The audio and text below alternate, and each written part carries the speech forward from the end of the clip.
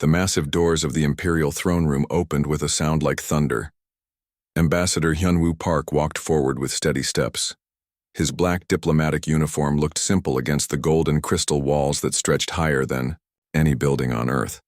Behind him walked Colonel Dongmin Lee and Dr. So-young Kim. Their footsteps echoed in the huge space. The throne room was bigger than 10 football stadiums. Alien delegates from hundreds of worlds filled the lower levels. They watched the three humans with curious eyes. Some looked sad, others seemed afraid. All of them had seen this moment before with their own people. At the far end of the room sat the crystal throne. It rose like a mountain made of pure light. Emperor Krathvel dominated the throne with his massive form. His body was twice the size of any human. 6 red eyes glowed from his insect-like head. His forearms ended in claws that could cut through steel. Behind him stood his war generals. Each one had conquered dozens of worlds. The humans walked for 5 full minutes before reaching the base of the throne. The floor beneath their feet was made of compressed diamond. It reflected the light from above and made everything glow with rainbow colors. The air smelled of strange spices and metal. Hyunwoo stopped at the designated spot. A circle of gold marked where all ambassadors must stand when receiving the Emperor's commands. He looked up at the creature that ruled half the galaxy. The Emperor's 6 eyes focused on him like laser beams. Humans, the Emperor's voice boomed through speakers hidden in the walls. The sound was deeper than any human voice could ever be. You have been brought here to receive the final offer of the Valkyrian Galactic Empire. General Vextar stepped forward from beside the throne. His armor was black as space and covered with medals from 1,000 victories. Your species has been selected for integration into our empire. This is an honor that few receive. Dr. So-young Kim translated quietly for the others. Her voice was barely a whisper.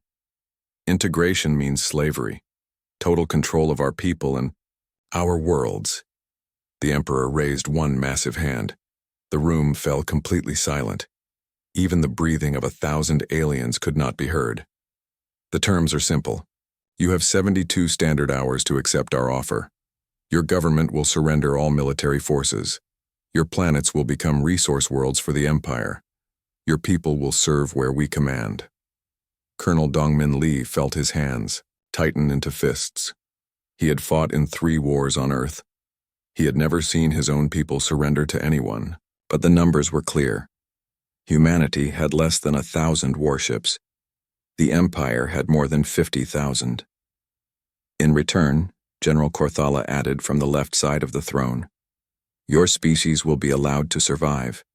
You will have food and shelter. Your children will be educated in our ways. This is more mercy than most species receive. The alien delegates around the room nodded their heads. This was indeed more than most received. Many species had been completely destroyed for refusing the Empire's offer. The lucky ones became slaves. The unlucky ones became extinct. Ambassador Hyunwoo Park listened to every word. He had studied the Empire for 10 years. He knew their history. In 500 years, they had never been refused. Every species eventually knelt before the crystal throne. The smart ones knelt quickly. The stubborn ones knelt after their homeworlds burned. Your species is young, the Emperor continued. You have not yet learned that resistance is futile. We have weapons that can crack planets in half. We have armies that number in the billions. We have conquered races that were older and stronger than yours. Behind the throne, a massive screen activated. It showed images of human cities from space. Earth looked small and blue and fragile. The human colonies looked even smaller. New Seoul with its 5 million people. New Busan with its mining platforms. New Gwangju with its research stations. All of them could be destroyed in minutes. We know everything about your kind, General Vextar said with something like amusement in his voice. You fight among yourselves constantly. You waste resources on art and music. You keep pets that serve no purpose. You are weak and divided and sentimental.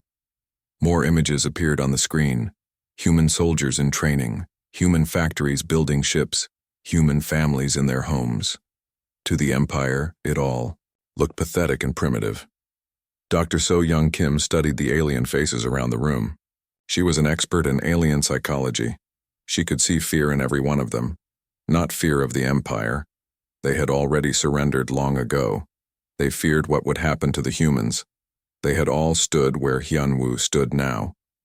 "We have made this offer to 847 species," the Emperor said. 847 species have accepted. Their worlds prosper under our guidance. Their people serve with honor. They have learned that submission brings peace. The colonel looked at the weapons carried by the Imperial Guards. Energy rifles that could cut through tank armor. Personal shields that could stop any human bullet. Armor made from materials that did not exist in human space. The technology gap was enormous. "Some species choose to be difficult," General Korthala added. "The Zenthari fought for 3 years. In the end, only 10% of their population survived. The Mordaki lasted 6 months. We had to relocate them to smaller worlds because their homeworld became uninhabitable. Pictures of destroyed cities filled the screen. Burned forests. Empty oceans. Worlds that had once been green and alive now looked like gray rocks floating in space." Ambassador Hyunwoo Park felt the weight of his entire species on his shoulders. Behind him, Colonel Lee and Dr. Kim waited for his decision. Around him, hundreds of alien delegates watched in silence. Above him, the most powerful being in the galaxy waited for an answer that had never changed. The Emperor leaned forward on his throne. His 6 eyes glowed brighter. "What is your answer, human? Will your species accept the generous offer of the Valkyrian Empire? Will you kneel and live? Or will you stand and die?" The throne room became completely silent. Every alien held their breath. Every guard gripped their weapons tighter.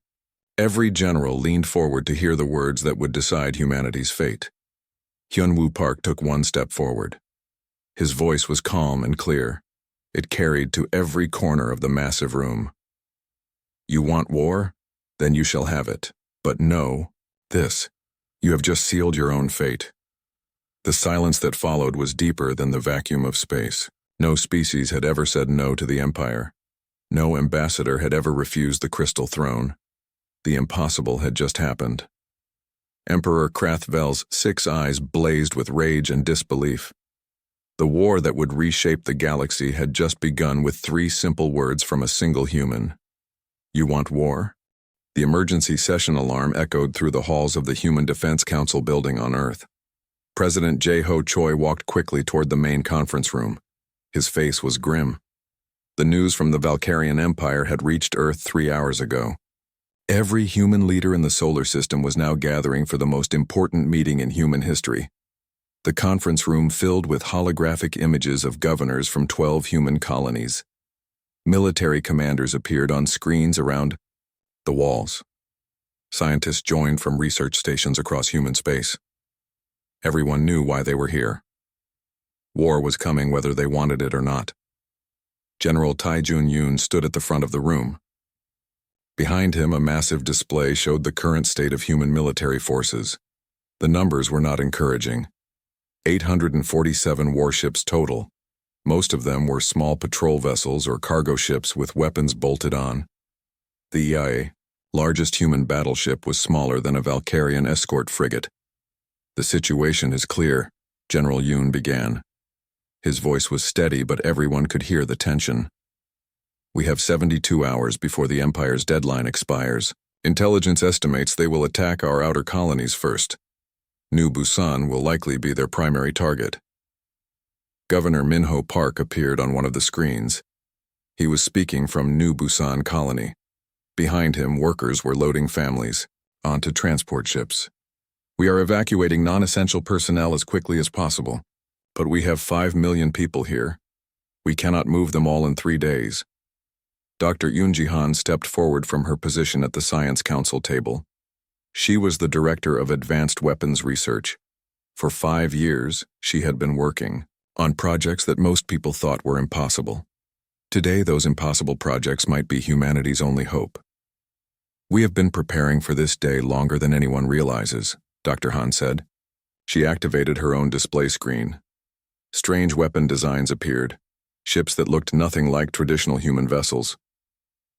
Project Prometheus has been developing new approaches to warfare based on human historical tactics. The room fell, silent. Even the president leaned forward to get a better look at the designs. These were not the weapons of a species that planned to fight fair battles in open space. The Empire expects us to fight like every other species they have conquered, Dr. Han continued. They expect large fleets meeting in open battle. They expect us to try to match their technology with our own. That is not what we are going to do. Captain Seo Ko-jun raised his hand from his position at the Naval Command table. He commanded the destroyer Incheon, one of humanity's most advanced ships. What exactly are we going to do? Our best weapons cannot even scratch their shields. Dr. Han smiled for the first time since the meeting began. We are going to fight like humans have always fought when facing impossible odds. We are going to be unpredictable. We are going to be everywhere and nowhere. We are going to make them afraid of the dark. The display showed new ship designs. They were small and fast. They carried strange weapons that were designed to target specific systems rather than cause massive damage. Some ships were designed to be used only once. Others were built to hide in asteroid fields for months. Every human ship will carry enough supplies to operate alone for 6 months, General Yoon explained. No central command structure that can be targeted, no predictable patrol routes, no rules of engagement that the enemy can learn to counter. Governor, So Young Kim from New Seoul Colony asked the question everyone was thinking. How long can we last against their numbers? They have 50,000 ships. We have less than 1,000. President Choi stood up slowly. His answer surprised everyone in the room. We are not trying to last a specific amount of time. We are not trying to win in the traditional sense. We are trying to change the nature of this war completely. The president activated another display. This one showed communications intercepts from across the galaxy. Alien species talking to each other on secure channels. Most of the messages were about the humans who had refused to surrender. For the first time in 500 years, a species has said no to the Empire. President Choi continued. Every enslaved race in the galaxy is asking the same question. What makes humans different? Why are they not afraid? Intelligence Director Woo Jin Lee stood up from his position at the security table. We are already seeing unusual activity on conquered worlds. Small acts of defiance, work slowdowns, requests for more information about human culture and history. The truth was becoming clear to everyone in the room. This war was about more than human survival. It was about whether any species in the galaxy would ever be free again. Factory Supervisor Kyung-soo appeared on a screen from the orbital shipyards above Earth. Behind him, thousands of workers were building new ships around the clock. Production is ahead of schedule. The workers are volunteering for extra shifts without pay. Everyone wants to contribute something. Similar reports came in from across human space. Teacher Yeon-soo Park had organized civilian defense training in her city. Shop owner Sungmin Kang was manufacturing improvised weapons in his basement. Retired pilot Young Jin Nam was training new fighter pilots twice as fast as the normal schedule allowed. Dr. Han brought up her final presentation. The Empire's greatest advantage is their predictability. They have used the same tactics for centuries. They rely on fear and overwhelming force. They have never faced an enemy that gets stronger under pressure. The display showed historical examples from Earth. Humans fighting impossible odds and sometimes winning. Humans losing battles but inspiring others to continue fighting. Humans turning defeats into victories years or decades later. We have one advantage they cannot understand, General Yoon added. We have been preparing for this war our entire history. Every human child grows up learning about people who chose to fight rather than surrender. Every human knows that some things are worth dying for. Lieutenant Na Young Lim from Naval Intelligence raised her hand. Sir, what if other species decide to help us? What if our refusal to surrender inspires them to rebel? The question hung in the air. Everyone understood what she was really asking. What if this war spread beyond humanity? What if the entire galaxy decided it was tired of living under the Empire's rule? President Choi looked around the room at all the faces staring back at him. Leaders and soldiers and scientists and ordinary people who were about to face the most powerful military force in galactic history. Then we will teach them what we have learned, he said finally. That freedom is worth fighting for, even when you cannot win. That choosing how you die is sometimes more important than choosing how you live. The meeting began to break up. Everyone had work to do. Ships to build, people to train, plans to make. The war would begin in 68 hours, but something had changed in that room. The humans were no longer thinking about survival. They were thinking about something much more dangerous to the Empire. They were thinking about hope. The Valkyrian advance fleet dropped out of hyperspace at the edge of the new Busan system. Admiral Varthek stood on the bridge of his flagship, watching the tactical display with satisfaction. 200 of the Empire's finest warships had arrived to crush humanity's outer colony. This would be quick and clean. Admiral, we are detecting 12 human vessels approaching our position, reported his tactical officer. They appear to be moving directly toward us at maximum speed. Admiral Varthek studied the display with confusion. 12 ships against 200. Even for a species that had refused to surrender, this seemed like madness. Are they trying to ram us? The human ships were indeed moving at ramming speed, but they were also doing something else that made no sense. They were broadcasting on all frequencies. Music filled the communication channels. Human voices singing songs that the universal translators could not properly convert. Commander Byung-ho Song stood on the bridge of his destroyer New Seoul. Around him, his crew worked with calm efficiency. They all knew this was a suicide mission. They also knew it was necessary. The evacuation transports needed time to escape with the civilian population. All ships, execute Pattern 7, Commander Song ordered. Remember, we are not trying to win this battle. We are trying to teach them something. The 12 human ships split into 3 groups. Instead of attacking the main fleet, they targeted the Valkyrian supply ships and communication vessels. Their weapons were not powerful enough to destroy the enemy ships, but they were accurate enough to disable specific systems. Pilot Min-ho Yu dove his fighter craft toward a Valkyrian cruiser. His ship was tiny compared to the alien vessel, but he had studied the enemy designs for months. He knew exactly where to strike. His missiles found the waste processing systems on the cruiser's lower deck. The chain reaction was spectacular. The massive ship lost power across 3 decks. Emergency systems activated. Lights flickered. For a few moments, the mighty Valkyrian cruiser drifted helpless in space. How did they know to target that system? Admiral Varthek demanded. Our waste processors are not considered military targets by any civilized species. His intelligence officer checked the tactical analysis. Sir, they seem to be targeting our most vulnerable non-military systems. Life support, food processing, communication relays. They are trying to disable us rather than destroy us. This was not how space battles were supposed to work. Every species the Empire had fought tried to match firepower with firepower. They built bigger guns and stronger shields. They fought, with honor, according to established rules of warfare. The humans were ignoring all the rules. Lieutenant Commander Hae-jin Park commanded the corvette Daegu.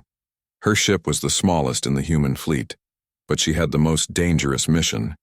She guided her vessel directly into the formation of Valkyrian battleships. All power to engines, she ordered. Prepare the final transmission. The Daegu accelerated toward the enemy flagship. Its hull glowed red from the heat of overloaded engines. The small human ship looked like a shooting star racing toward the giant alien vessel. At the last moment, Lieutenant Commander Park activated her ship's self-destruct sequence. But instead of simply exploding, the Daegu's reactor overloaded in a specific pattern. The explosion created an electromagnetic pulse that disabled the flagship's sensors for several minutes. Admiral Varthek felt his ship shudder as the human vessel died against his shields. The explosion barely scratched his armor, but somehow all his targeting systems went offline. How is this possible? Our shields should have absorbed that impact completely.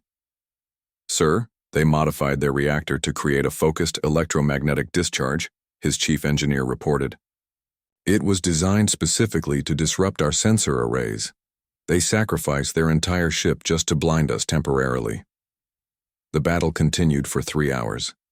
The humans lost every engagement. Their ships were destroyed one by one. But each loss cost the Valkyrians more than it should have. Each human ship that died took enemy systems offline.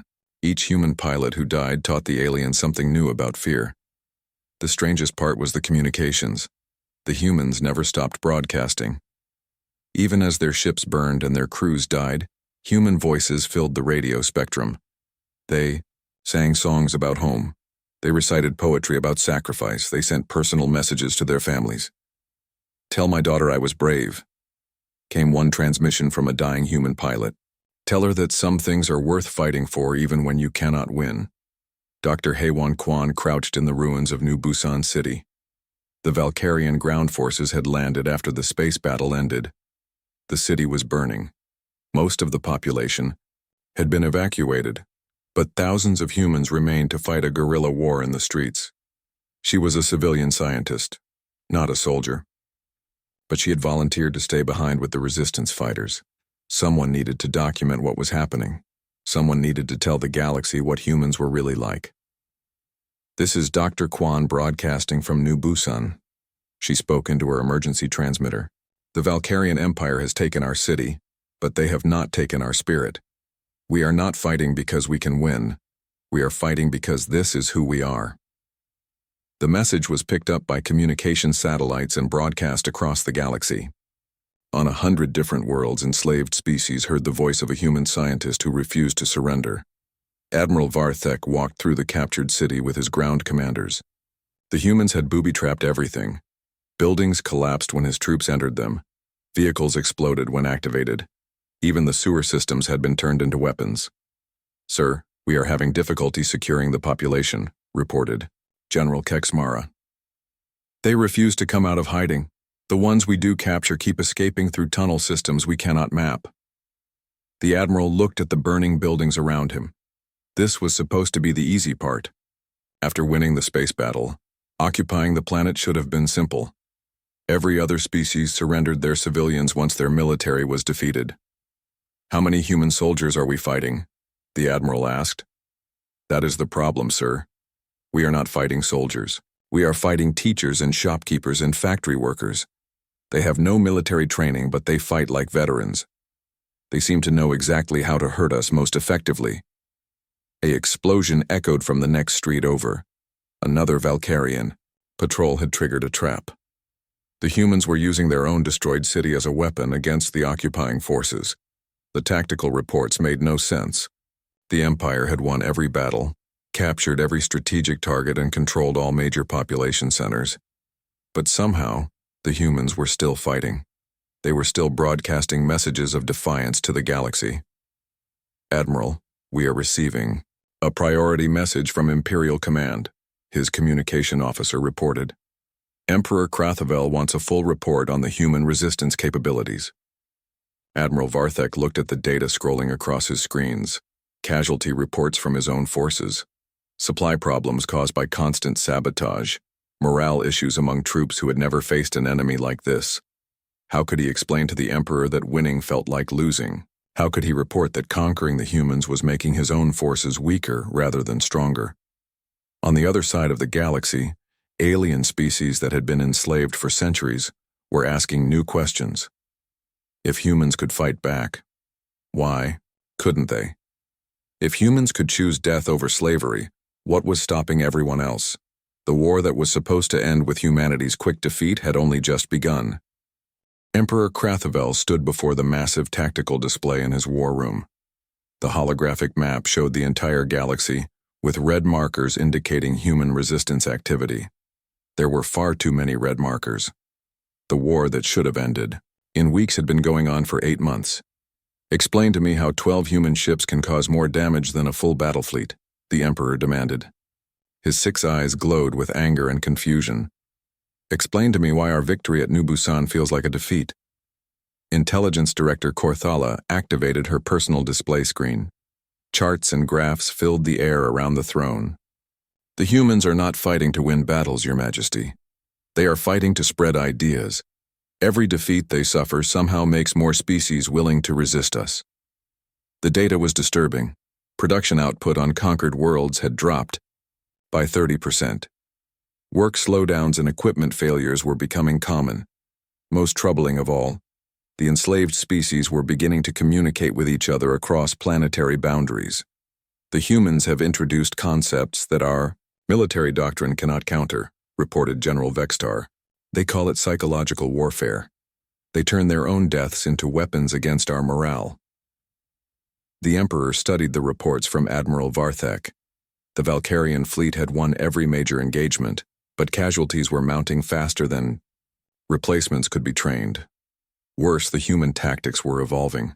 Every defeat taught them new ways to hurt the Empire. Captain Youngsu Bayek stood on the bridge of his damaged cruiser Guangzhou. His ship was surrounded by 50 Valkyrian vessels. His weapons were nearly depleted.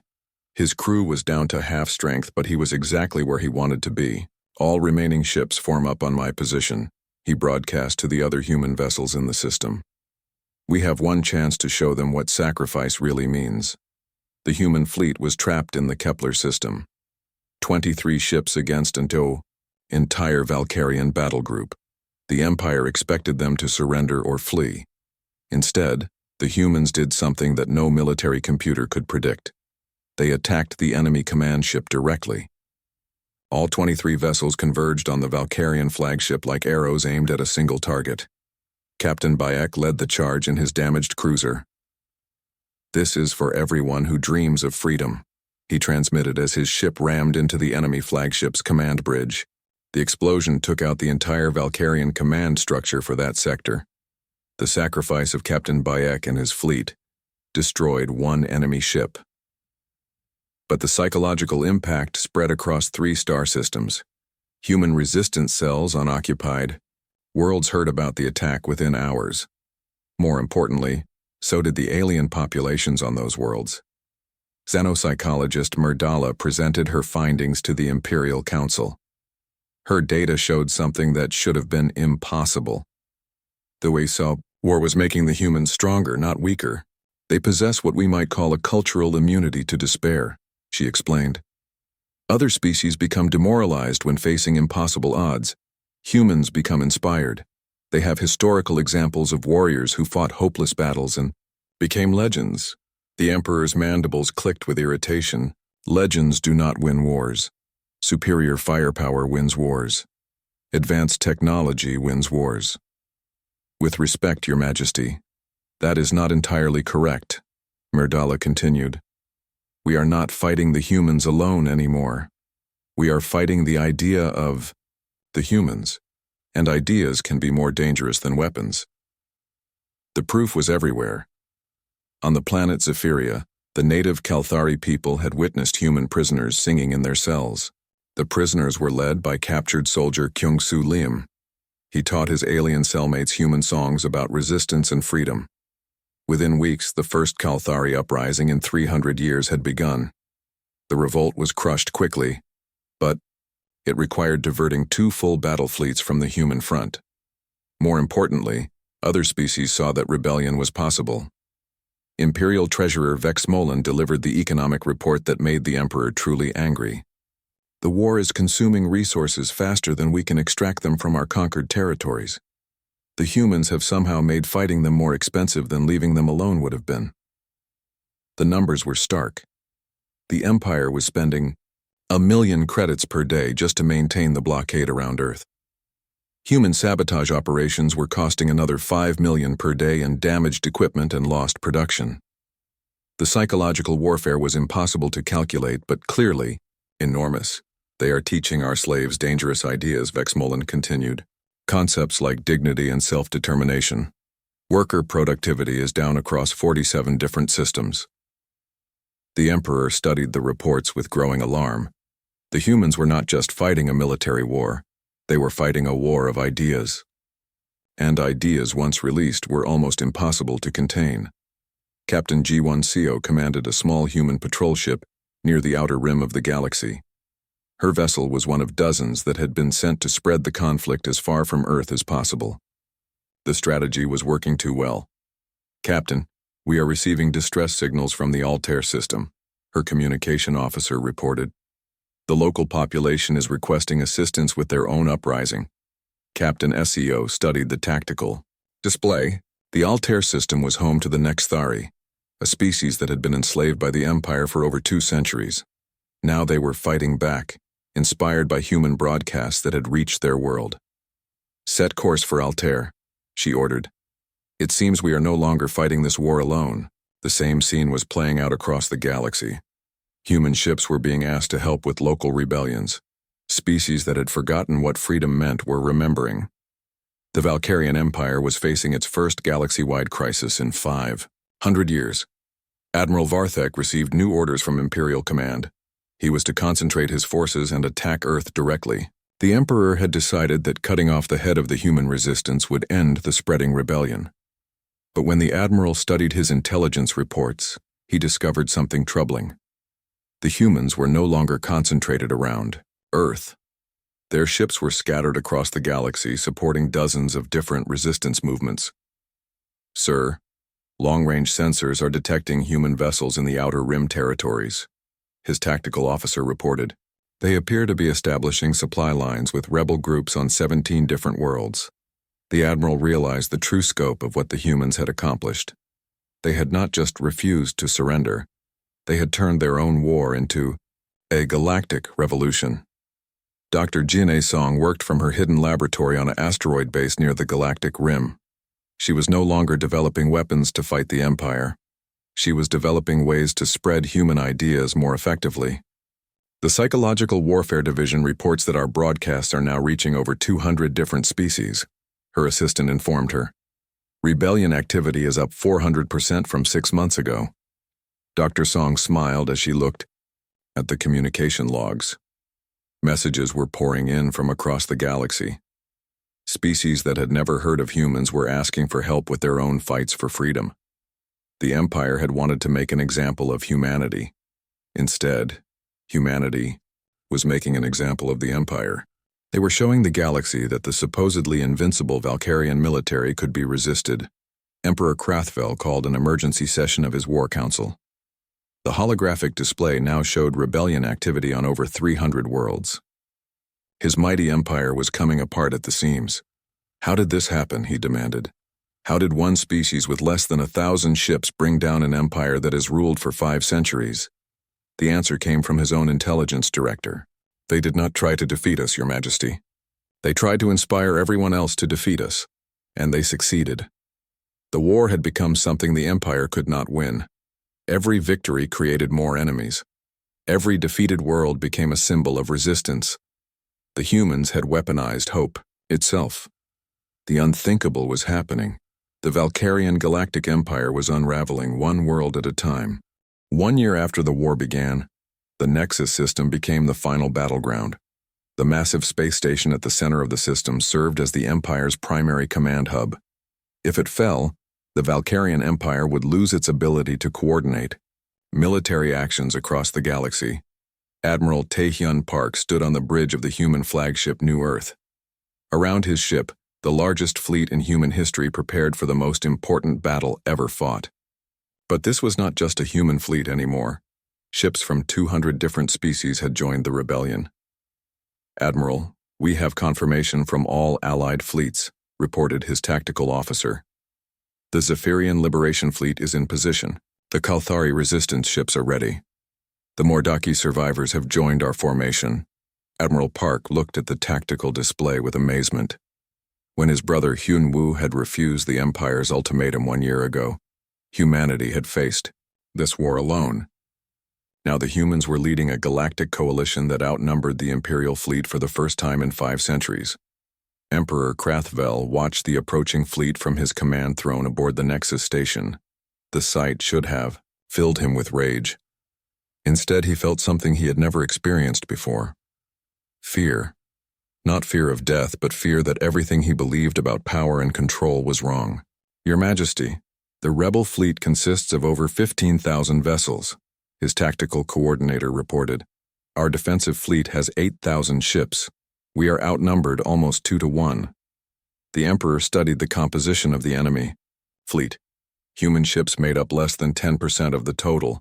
The rest were vessels from species he had conquered decades or centuries ago, species that should have been grateful for the peace and order the Empire provided. How did this happen? The Emperor asked quietly. How did we lose control of our own subjects? General Vexistar activated the communication display. Your Majesty, we are receiving a transmission from the enemy fleet. They are requesting a negotiation meeting. The Emperor's 6 eyes blazed with sudden interest. Perhaps the rebels had finally realized they could not actually defeat the Empire's technology and training. Perhaps they were ready to discuss surrender terms. Accept their communication, he commanded. The holographic display activated to show the bridge of the human flagship. Admiral Park stood beside his brother Ambassador Hyunwoo Park. Behind them, representatives from dozens of allied species were visible. Emperor Krathvel, Hyunwoo began with the same calm voice that had started this war. We are here to discuss the terms of your surrender. The silence that followed was deeper than the vacuum of space. No one had ever demanded the surrender of the Valkyrian Empire.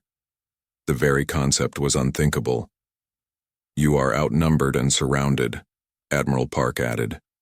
Your empire is collapsing.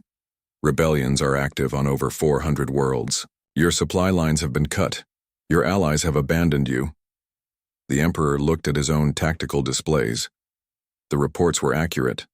The mighty Valkyrian Empire was indeed falling apart.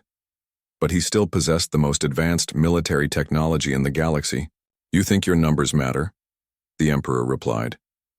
You think a collection of primitive species can defeat the greatest military force in galactic history? One of my dreadnought battleships can destroy 50 of your vessels. President Jae-ho, Choi stepped forward on the human bridge. Your Majesty, this war was never about military technology. It was about something you never understood. It was about the power of choice. The battle began without fanfare. The Imperial fleet attacked with perfect precision and overwhelming firepower. Valkyrian dreadnoughts carved through rebel formations like knives through paper. Their weapons were indeed superior. Their tactics were flawless. But something strange happened as the battle progressed. Every rebel ship that was destroyed sent out a final transmission, not a cry for help or a desperate plea for mercy. Instead, they broadcast messages of hope and determination to their allies. This is Captain Sulvara of the Zephyrian ship Freedom, came one transmission as the alien vessel exploded against a Valkyrian battleship. Tell my people that we chose our own fate. Tell them that freedom is worth any price. Dr. Jin Song coordinated the psychological warfare campaign from her position on the human command ship. Her job was not to win the battle through superior firepower. Her job was to ensure that this battle would end the war regardless of who won. All ships, broadcast on all frequencies, she ordered. Every species in the galaxy needs to see what happens here today. The battle was being transmitted live across thousands of worlds. Enslaved populations watched as their former enemies fought alongside humans against the Empire. They saw species that had been enemies for centuries working together for a common cause. Captain Kyung-Soo Lim had escaped from his Valkyrian prison during the chaos of the Galactic Uprising. Now he commanded a small squadron of mixed human and alien ships. His mission was to target the Empire's communication arrays. All squadrons, focus on the transmission towers, he ordered. We need to ensure the Empire cannot coordinate their remaining forces. The small ships dove toward the Nexus station like birds attacking a giant. They were fast enough to avoid the heavy weapons and desperate enough to succeed at any cost. One by one, the Empire's communication systems went dark.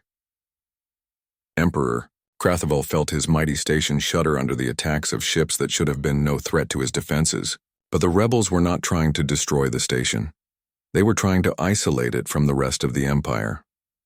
Your Majesty, we have lost contact with 70% of our forces, his communication officer reported. The rebels have severed our command and control networks. For the first time in his long life, the Emperor understood what the humans had been trying to teach the galaxy. Military power meant nothing if your subjects refused to obey. Technology meant nothing if your enemies were willing to die to defeat you. Sir, we are receiving another transmission from the human fleet, his aide announced. This time, the holographic display showed hundreds of faces, humans and aliens standing together. Species that had been enemies were now allies. Former slaves were now free beings fighting for their right to remain free. "The battle is over," Ambassador Hyunwoo Park announced. "Your fleet is scattered, your empire is finished. But we offer you one final choice." President Choi stepped forward again. "You can continue fighting and die as the last emperor of a failed empire, or you can help us build something better, a galactic community based on cooperation instead of conquest." The emperor looked around his command center. His generals stared at their displays in shock. His mighty war machine was crumbling. The impossible had happened. The invincible Valkyrian Empire had been defeated not by superior weapons but by superior ideas. "What are you proposing?" the emperor asked quietly. "A new galactic coalition," Admiral Park replied. "Every species gets to choose their own government. Every world gets to control their own resources. Every being gets to decide their own fate." The emperor thought about the 500 years of Valkyrian rule. They had brought order to the galaxy through force and fear. But they had also brought stagnation and oppression. Perhaps it was time for something different, and what happens to me? He asked. Ambassador Hyunwoo Park smiled for the first time since the war began. "You get to make the same choice we offered you 1 year ago. You can choose to be part of something better, or you can choose to be left behind by history." The formal surrender ceremony took place 3 days later. Emperor Krathvel signed the documents that dissolved the Valkyrian Galactic Empire and established the Free Galactic Coalition. Representatives from 300 species witnessed the historic moment. But the real victory was not in the signing of documents. The real victory was in the realization that had spread across the galaxy. Freedom was not something that could be given or taken away by others. Freedom was something that every being possessed simply by choosing to claim it. The humans had taught the galaxy the most important lesson in their history. The way you choose to lose can be more powerful than the way you choose to win, and sometimes choosing to fight for the right thing is more important than choosing to survive. The age of empires was over. The age of free choice had begun.